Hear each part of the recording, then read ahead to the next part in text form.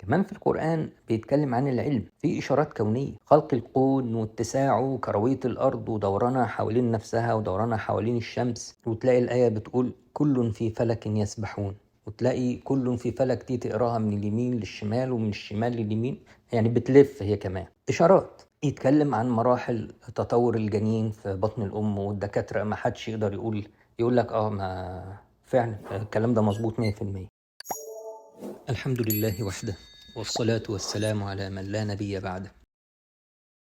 يتكلم في آية يقول لك وأنزلنا الحديد، المعدن الوحيد اللي ما تكونش في باطن الأرض، لأنه الحرارة في باطن الأرض غير كافية لتكوين الحديد. طب اتكون إزاي؟ قال لك ده اتكون من احتراق النجوم ونزل في شكل نيازك على الأرض واستقر في باطن الأرض. طب ما هو في الآية بيقول وأنزلنا الحديد، ما قالش أنزلنا النحاس ولا الذهب، كله اتكون في باطن الأرض ما عدا الحديد.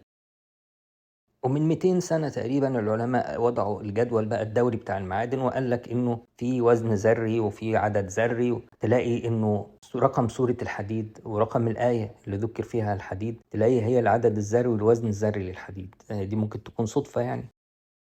آية تانية من يريد الله أن يهديه يشرح صدره للإسلام، ومن يريد أن يضله يجعل صدره ضيقا حرجا كأنما يصعد في السماء. ضيقا حرجا كأنما يصعد في السماء، هو كان في أيام النبي صلى الله عليه وسلم كان حد بيصعد في السماء. وخلي بالك يصعد مش يصعد، إنه يصعد ده بقدرته الذاتية زي ما أنت تطلع على السلم، لكن يصعد ده في حاجة بتطلع بيه، يعني الصاروخ هو اللي بيطلع بيه. ودلوقتي اكتشفنا فعلا انك انت لو هتطلع بصاروخ في السماء لازم يبقى معاك اكسجين، لانه مفيش اكسجين فوق. مين يعرف المعلومات دي غير الخالق سبحانه وتعالى؟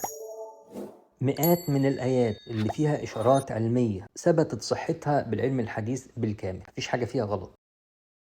كمان في اعجاز عددي في القرآن، مع بقى الكمبيوتر والبرامج الإحصائية اللي بتعد الكلمات دلوقتي عرفنا إنه ذكرت الأيام 365 مرة زي أيام السنة، القمر ذكر 12 مرة، الشهر 12 مرة عشان السنة فيها 12 شهر، السماوات ذكرت 7 مرات بعدد أعدادها في القرآن، الدنيا والآخرة، الملائكة والشياطين، الإنس والجن، الحياة والموت زي بعض، البحار 33 مرة، الأرض 13 مرة. تعمل النسبة بتاعة اليابسة للماء في الكرة الأرضية. تلاقي سورة زي سورة القدر، إنا أنزلناه في ليلة القدر، بتتكلم عن ليلة القدر اللي هي في شهر رمضان. تلاقي السورة وهي سورة صغيرة تلاقيها 30 كلمة بالظبط على عدد أيام الشهر. وتلاقي سلام هي حتى مطلع الفجر، تلاقي هي دي الكلمة رقم 27. هل كل دي ممكن تكون صدف؟ هل واحد ممكن يكتب كتاب من 1400 سنة يكون عامل فيه الحاجات دي؟